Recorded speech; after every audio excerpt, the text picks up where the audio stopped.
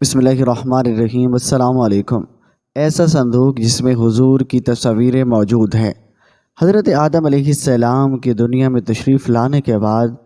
اللہ تعالی نے انہیں شمشاد نامی درخت کی لکڑی سے بنا ہوا اور سونے کا کام کیا ہوا 3 گز لمبا اور 2 گز چوڑا ایک انوکھا صندوق عطا فرمایا، جو کہ منتقل ہوتا ہوا حضرت یعقوب علیہ السلام کو ملا، اور آپ علیہ السلام کے بعد آپ کی اولاد بنی اسرائیل کے قبضے میں رہا اور پھر حضرت موسیٰ علیہ السلام تک پہنچا۔ اس صندوق کو تابوت سکینہ کہا جاتا ہے۔ حضرت آدم علیہ السلام کو جب صندوق ملا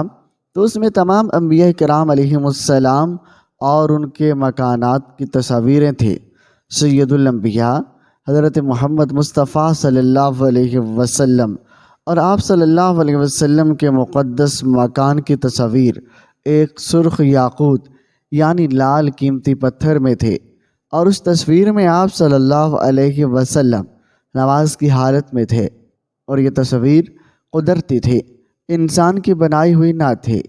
اور جب حضرت موسیٰ علیہ السلام کو یہ صندوق ملا تو آپ علیہ السلام اس میں اپنا خاص سامان رکھنے لگے، اور اس کے علاوہ صندوق میں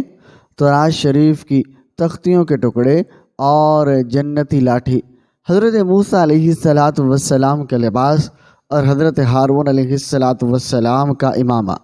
اور ان کی لاٹھی، حضرت سلیمان علیہ السلام کی انگوٹھی، اور جب بنی اسرائیل پر نازل ہونے والا من بھی موجود تھا۔ اور ناظرین، حضرت موسیٰ علیہ السلام جنگ میں اس صندوق کو آگے رکھتے تھے، اور اس سے بنی اسرائیل کو سکون نصیب ہوتا تھا۔ بنی اسرائیل کو جب کوئی مشکل پیش آتی تو وہ اس صندوق کو سامنے رکھ کر دعا کرتے کہ دشمنوں کے مقابلے میں اس کی برکت سے فتح پاتے تھے، اور جب آپس میں اختلافات ہوتا تو صندوق سے فیصلہ کرواتے۔ صندوق سے فیصلے کی آواز آتی تھی، اور بلائیں اور آفتیں صندوق کی برکت سے ٹل جاتے تھے۔ الغرض، یہ صندوق بنی اسرائیل کے لیے تابوت سکینہ، برکت اور رحمت کا خزینہ اور نصرت خداوندی کے نزول کا نہایت مقدس اور بہترین ذریعہ تھا۔ مگر جب بنی اسرائیل طرح طرح کے گناہوں میں ملبوس ہو گئے اور ان لوگوں میں معاصی اور طغیان اور سرکشی اور عصیان کا دور دور ہو گیا، تو ان کے بدعمالیوں کی نحوست سے ان پر خدا کا یہ غضب نازل ہو گیا۔ اللہ تعالیٰ نے قوم عمالقہ جالوت اور اس کی قوم کو ان پر مسلط کیا، اور انہوں نے بنی اسرائیل اور ان کے شہروں کو تاراج کیا، اور انہیں علاقہ بدر بھی کیا، اور ان کی اولادوں کو قتل اور گرفتار بھی کیا، اور تابوت بھی لے گئے۔ لیکن اللہ تعالیٰ نے جالوت اور اس کی قوم کو تابوت کی وجہ سے مختلف آزمائشوں میں گرفتار کیا، اور انہوں نے تابوت کو بیل گاڑی پر رکھ کر بنی اسرائیل کی بستیوں کی طرف ہانک دیا، اور اس پورے عمل میں فرشتے پس پردہ مختلف امور سر انجام دے رہے تھے۔ اس وجہ سے سورۃ البقرہ میں اللہ پاک نے فرمایا کہ فرشتوں اسے اٹھا لائیں گے، اور یا پھر براہ راست فرشتے اٹھا کر لائے۔ اور یہ حضرت شموئیل کا زمانہ تھا۔ بنی اسرائیل کا کوئی بادشاہ نہیں تھا، اور انہوں نے آپ سے درخواست کی کہ ہمارے میں سے کسی کو بادشاہ بنا دیں۔ آپ نے اللہ کے حکم سے حضرت طالوت کو بادشاہ بنا دیا، جو بنی اسرائیل میں سب سے زیادہ طاقتور اور سب سے بڑے عالم تھے، لیکن بہت ہی غریب اور مفلس چرواہے تھے۔ اس پر بنی اسرائیل کو اعتراض ہوا کہ طالوت کا تعلق شاہی خاندان سے نہیں ہے، اور اس سے زیادہ حق ہمارے لوگوں کا ہے۔ ایک غریب اور مفلس انسان بھلا تخت شاہی کے لائق کیوں کر ہو سکتا ہے؟ بنی اسرائیل کے ان اعتراضات کا جواب دیتے ہوئے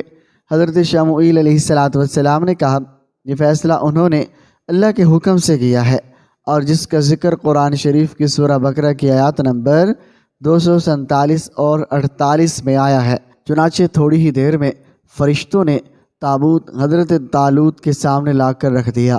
اور اس تابوت کو دیکھ کر تمام بنی اسرائیل نے حضرت طالوت کی بادشاہی کو تسلیم کر لیا، اور جب حضرت طالوت بنی اسرائیل کے بادشاہ بن گئے تو آپ نے بنی اسرائیل کو کافر بادشاہ جالوت کے خلاف جہاد کے لیے تیار کیا، اور جب آپ روانہ ہوئے تو آپ نے اپنے لوگوں کو خبردار کیا کہ اللہ تعالیٰ راستے میں تم لوگوں کو اردن اور فلسطین میں واقع ایک نہر جس کا نام نہر الشیرہ تھا اور آزمانے والا ہے۔ حضرت طالوت نے اپنے سپاہیوں کو اس نہر کا پانی پینے سے منع کیا، لیکن نہر کے قریب پہنچتے ہی 80,000 کے اس لشکر کے زیادہ تر لوگوں نے پیٹ بھر کر پانی پی لیا اور لڑنے کے قابل نہ رہے، اور صرف 4,000 سپاہی آپ کا حکم بجا لائے، اور حضرت طالوت نے اللہ کے حضور گڑ گڑا کر دعا کی جو قبول ہوئی، اور اللہ نے انہیں فتح سے ہمکنار کیا۔ جالوت بہت طاقتور تھا۔ حضرت طالوت نے اپنے لشکر میں اعلان کیا کہ جو شخص جالوت کو قتل کرے گا میں اس کے ساتھ اپنی شہزادی کا نکاح اور آدھی سلطنت بھی اس کو عطا کر دوں گا۔ جنگ شروع ہوئی تو حضرت داؤد علیہ السلام نے جالوت کو جان سے مار دیا، اور جس سے اس کے لشکر کے حوصلے پست ہو گئے اور کفار کو شکست ہو گئی۔ حضرت طالوت نے اپنی شہزادی کا نکاح حضرت داؤد علیہ السلام سے کر دیا اور انہیں اپنی آدھی سلطنت کا بادشاہ بھی بنا دیا، اور اس کے 40 سال بعد جب حضرت طالوت کا انتقال ہو گیا اور بعد میں حضرت شموئیل کی بھی وفات ہو گئی تو اللہ تعالیٰ نے حضرت داؤد کو بادشاہت عطا کر دی۔ حضرت داؤد علیہ السلام کی خواہش تھی کہ تابوت سکینہ کو محفوظ رکھنے کے لیے کوئی مستقل جگہ بنائیں، اور چنانچہ حضرت داؤد علیہ السلام نے تابوت اور بادشاہت ملنے کے بعد اللہ تعالیٰ کی عبادت کے لیے ایک عظیم الشان عبادت گاہ مسجد تعمیر کرانا شروع کی۔ اس تعمیر کو ہیکل سلیمانی کہا جاتا ہے، جسے حضرت سلیمان علیہ السلام نے اپنے والد کی وصیت کے مطابق نہایت اہتمام اور شان و شوقت سے مکمل کروایا، یہاں تک کہ اس کی تعمیر میں اتفاق اور استحکام کے لیے جنات سے بھی خدمت لی گئی، چونکہ حضرت سلیمان علیہ السلام نے اس مسجد بیت المقدس کی تکمیل کی اور نمایاں اور عظیم شان تعمیرات آپ علیہ السلام نے کروائی، اس لیے اسے ہیکل سلیمانی کہا جاتا ہے۔ معلوم ہوا کہ ہیکل سلیمانی سے مراد وہی مسجد بیت المقدس ہے جس کی تعمیر کا ذکر قرآن مجید میں بھی کیا ہے اور جو آج تک موجود ہے، جہاں سے رسول اللہ صلی اللہ علیہ وسلم کو معراج کے موقع پر آسمانوں کے سفر کے لیے لے جایا گیا، اور 598 قبل مسیح میں جب ایک ظالم بادشاہ بخت نصر نے بنی اسرائیل پر حملہ کیا تو دوسری عمارتوں کے ساتھ ساتھ ہیکل سلیمانی کو بھی تباہ و برباد کر دیا۔ اس افراتفری میں تابوت سکینہ غائب ہو گیا اور آج تک اس کا کوئی سراغ نہیں مل سکا۔ قرآن مجید میں اللہ تعالیٰ نے سورۃ البقرہ میں اس مقدس صندوق کا ذکر فرماتے ہوئے ارشاد فرمایا، اور ان سے ان کے نبی نے فرمایا کہ اس کی بادشاہی کی نشانی یہ ہے کہ آئے تمہارے پاس تابوت جس میں تمہارے رب کی طرف سے دلوں کا چین ہے اور کچھ بچی ہوئی چیزیں ہیں، معزز موسیٰ اور معزز ہارون کے ترکہ کے اٹھاتے لائیں گے، اور اسے فرشتے بے شک اور اس میں بڑی نشانی ہے۔ تمہارے لیے اگر ایمان رکھتے ہو، یہودی آثار قدیمہ کے باقیات ڈھونڈنے کے بہانے دنیا بھر میں آج بھی اس تابوت کی تلاش میں سرگردہ ہیں۔ فلسطین کا بہت سا علاقہ انہوں نے چھان مارا اور ان کے مطابق تابوت سکینہ یا تو حضرت سلیمان علیہ السلام کے محل کے آس پاس ہے اور یا یہ مشرق وسطیٰ میں کہیں موجود ہو سکتا ہے، اور اس کے بارے میں کئی قیافے لگائے جاتے ہیں، لیکن حتمی کچھ نہیں کہا جا سکتا۔ اور امر طے ہے کہ بنی اسرائیل کے ساتھ تعلقات بحال کرنے کے حق میں دنیاوی فوائد کی دلیلیں دینے والے دانشور یہ بھول جاتے ہیں کہ اللہ تعالیٰ نے قرآن شریف میں واضح طور پر کہا ہے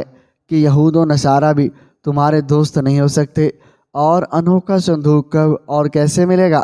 اور قیامت کے قریب حضرت سیدنا امام مہدی جب تشریف لائیں گے تو وہ اس صندوق کو فلسطین کی تبریہ نام کی ایک مشہور جھیل سے نکالیں گے، جبکہ ایک قول کے مطابق آپ اسے ترکی کے شہر انطاکیہ کی کسی غار سے نکالیں گے۔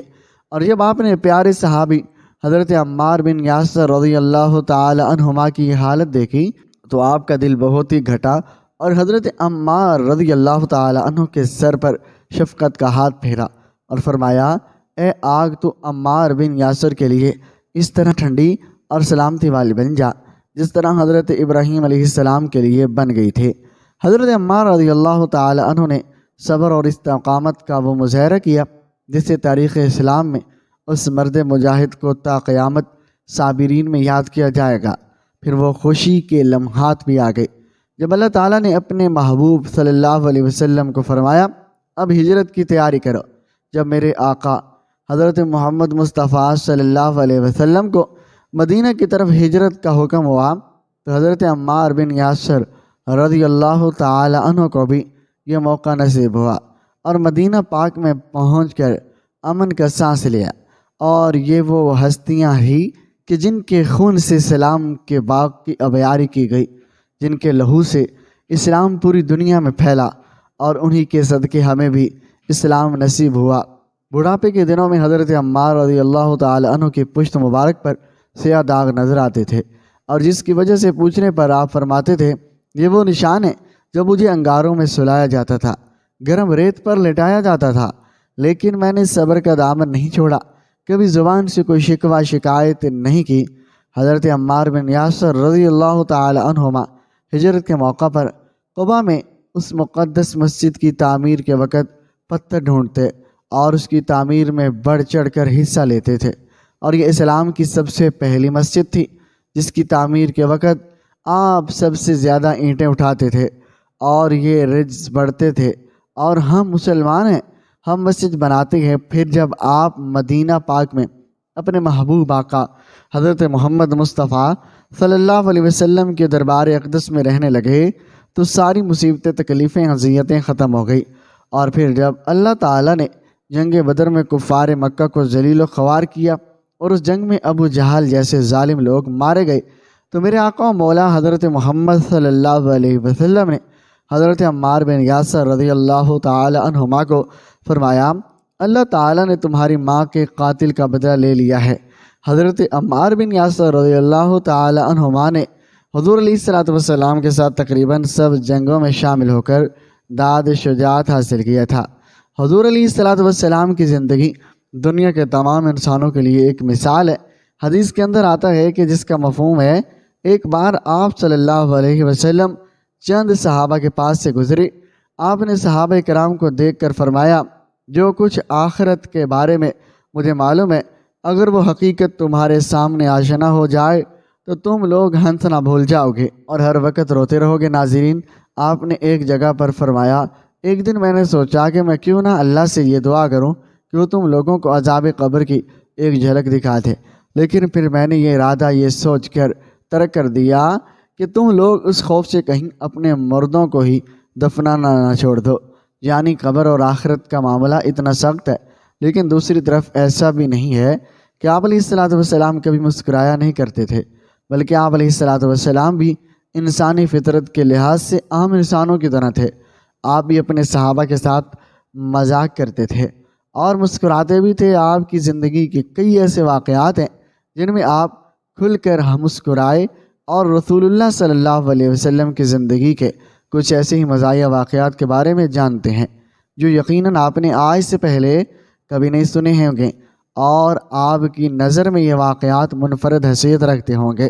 اور ان واقعات کے حوالہ جات بھی میں آپ کو ویڈیو میں آگے چل کر بتاؤں گا۔ ناظرین، ایک موقع پر مجلس میں کھجوریں کھائی جا رہی تھی۔ آپ نے مذاقیہ طور پر کھجوروں کی گٹھلیاں حضرت علی رضی اللہ تعالی عنہ کے سامنے رکھتے رہے۔ آخر میں گٹھلیوں کے ڈھیر کی طرف اشارہ کر کے فرمایا علی تم نے تو بہت سی کھجوریں کھائی ہیں۔ حضرت علی نے مسکراتے ہوئے کہا میں نے تو گٹھلیوں سمیت کھجوریں نہیں کھائی۔ ناظرین، ایک صحابی تھے جن کا نام عبداللہ تھا اور بہت ہی مزاحیہ طبیعت کے مالک تھے،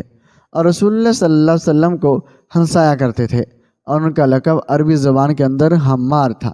یعنی کہ گدھا۔ جیسے ہم کسی کی بے وقوفی پر اس کو ڈانٹتے ہوئے گدھا کہہ دیتے ہیں۔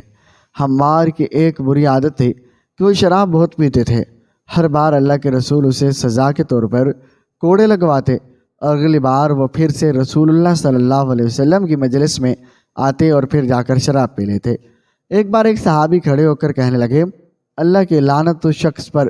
اللہ کے رسول کی صحبت کے اندر رہ کر بھی اس گناہ سے باز نہیں آتا۔ حیرت انگیز طور پر اللہ کے رسول صلی اللہ علیہ وسلم نے اس صحابی کو منع کیا کہ اسے مت برا بھلا کہو، کیونکہ جو کچھ میں اس کے متعلق جانتا ہوں تم نہیں جانتے، اور یہ شخص اللہ اور اس کے رسول سے محبت کرتا ہے۔ ناظرین، حضور کی اس حدیث سے مبارکہ سے یہ بات ثابت کر دی، اگر کسی شخص کے اندر کہیں ایک جگہ پر بھی کردار کی کمزوری ہو تو اس کی نیکیوں کو اور اس کی اچھائیوں کو زیرو سے ملٹی پلائی کرنا یہ ہمارے نبی علیہ السلام کی تعلیم نہیں ہے، بلکہ آپ کی تعلیم ہے کہ بلکہ اس کی اصلاح کرنا ہمارا فرض بنتا ہے کہ آج کے ہمارے معاشرے کے اندر مذہبی طور پر عدم برداشت رکھنے والے عالموں کے لیے بہت بڑا سبق ہے۔ ایک اور روایت کے اندر آتا ہے، ایک مرتبہ ایک بڑھیا خدمت اقدس میں حاضر ہوئی اور درخواست کی، یا رسول اللہ میرے لیے دعا فرمائے، اللہ تعالیٰ مجھے جنت نصیب فرمائے۔ آپ نے فرمایا بڑھی عورتیں جنت میں نہیں جائیں گی۔ یہ فرما کر آپ نماز کے لیے تشریف لے گئے۔ بڑھیا نے حضور کے الفاظ سنتے ہی زار و قطار رونا شروع کر دیا۔ آپ نماز سے فارغ ہو کر تشریف لائے تو ام المؤمنین حضرت عائشہ صدیقہ رضی اللہ تعالی عنہا نے عرض کیا، یا رسول اللہ، جب سے آپ نے فرمایا کہ بڑی عورتیں جنت میں نہیں جائیں گی، یہ بڑھیا رو رہی ہے۔ آپ مسکرائے اور فرمایا، اسے کہہ دو کہ بڑی عورتیں جنت میں جائیں گی مگر جوان ہو کر۔ جامع ترمذی کے اندر ایک حدیث ہے، ایک صحابی نے رسول اللہ صلی اللہ علیہ وسلم کے پاس آ کر فرمایا، اے اللہ کے رسول، مجھے ایک سواری دے دیں۔ آپ نے حکم دیا، اسے اونٹنے کا بچہ دے دو۔ اور ان صحابی نے یہ سن کر جواب دیا، اے اللہ کے رسول، میں اس بچے کے کیا کروں گا، اور مجھے تو سواری چاہیے۔ آپ نے یہ سن کر فرمایا کہ اسے اونٹنے کا بچہ دے دو، اور اس کے بعد مسکرا کر فرمایا، کیا کوئی اونٹ ایسا بھی ہے جو کسی اونٹنے کا بچہ نہ ہو؟ یعنی کہ مفہوم یہ ہے، جو بھی اونٹ ہے آخر کار بچہ تو وہ اونٹنے کا ہی ہوتا ہے نا۔ ایک اور احادیث مبارکہ میں آتا ہے، آپ صلی اللہ علیہ وسلم کے ایک صحابی تھے جو کہ بدو تھے، یعنی بالکل ان پڑھ اور ذہنی طور پر بھی کمزور اور شکل و صورت کے لحاظ سے بھی پیارے نہیں تھے، لیکن جب وہ آپ صلی اللہ علیہ وسلم کے پاس آتے ہیں تو آپ اس سے محبت بہت زیادہ اور شفقت کرتے ہیں، اور اس کی کمر کو تھپ تھپا کر کہتے ہیں، یہ فلاں گاؤں کے اندر اسلام کی تبلیغ کے لیے ہمارا نمائندہ ہے۔ اور وہ صحابی بیچارے کیونکہ بہت ہی سیدھے تھے، اور تو اتنے بڑے مجمع کے اندر اپنی تعریف سن کر وہ اور چوڑے ہو جاتے تھے، اور یہ دیہات سے مدینہ کے اندر لا کر اپنا سامان بیچا کرتے تھے، اور رسول کریم صلی اللہ علیہ وسلم کے لیے بھی تحفے لایا کرتے تھے۔ ایک بار اسی طرح سے بازار کے اندر کھڑے وہ اپنا سامان بیچ رہے تھے، آپ صلی اللہ علیہ وسلم نے اسے پیچھے سے جا کر اس کی آنکھوں پر ہاتھ رکھ کر ان کو پکڑ لیا، اور وہ ڈرنے لگے کہ کہنے لگے، مجھے چھوڑ دو، مجھے چھوڑ دو۔ لیکن جب انہوں نے پیچھے مڑ کر دیکھا تو یہ آپ صلی اللہ علیہ وسلم ہے، تو اس نے اپنے ہاتھوں کو آپ کے پیٹ کے گرد لپیٹ لیا، اور آپ سے محبت کی وجہ سے اسی طرح سے آپ سے چمٹ گیا۔ آپ صلی اللہ علیہ وسلم نے مذاق میں فرمایا، کون ہے جو میرے اس غلام کو خریدے گا؟ وہ صحابی بولے، اے اللہ کے رسول، آپ کے غلام بہت ہی بد شکل ہے اور آپ کو اس کی بہت ہی کم قیمت ملے گی۔ آپ نے فرمایا، تو لوگوں کی نظر کے اندر خوبصورت نہیں ہے، لیکن اپنے ایمان کی وجہ سے اللہ کی نظر کے اندر بہت ہی خوبصورت ہے۔ شمائل ترمذی کے اندر ایک حدیث ہے، غزوہ خندق کے موقع پر جب سامنے کفار مکہ خندق کے دوسری طرف حملہ کے لیے تیار بیٹھے تھے، آپ صلی اللہ علیہ وسلم نے حضرت سعد سے فرمایا، جو کہ آپ کے ماموں تھے، اے سعد بن ابی وقاص، میرے ماں باپ آپ پر قربان ہوں، ان کافروں پر تیر چلاؤ۔ حضرت سعد رضی اللہ تعالی عنہ نے تیر چلانے شروع کیے تو ایک کافر بار بار اپنی ڈھال سے ان کو روک لیتا۔ کچھ دیر وقفہ ہوا تو اس نے یہ دیکھنے کے لیے اچانک سے تیر آنا اس کی طرف بند کیوں ہو گئے ہیں، اور جیسے ہی دشمن نے مختصر جائزہ کے لیے سر اوپر نکالنا چاہا تو فوراً حضرت سعد کی کمان سے چلایا گیا تیر اس کے ماتھے پر جا لگا اور وہ وہیں ڈھیر ہو گیا۔ یہ منظر دیکھ کر آپ صلی اللہ علیہ وسلم اتنا مسکرائے، آپ کی داڑھیں بھی دکھائی دینے لگی۔ آپ صلی اللہ علیہ وسلم کا فرمان ہے کہ میں ایک بار نماز پڑھ رہا تھا تو جبرائیل علیہ السلام میرے پاس سے گزری اور مجھے دیکھ کر ہنسنے لگے، تو میں بھی انہیں دیکھ کر ہنسنے لگا اور بے ساختہ مسکرانے لگا۔ اللہ تعالیٰ ہمیں نیک کاروں میں شامل فرمائے اور ہمارا خاتمہ بالخیر فرمائے، آمین ثم آمین۔ ناظرین، کمنٹ باکس میں اللہ تعالیٰ کے 99 ناموں میں سے ایک نام ضرور ٹائپ کریں۔ شکریہ اللہ۔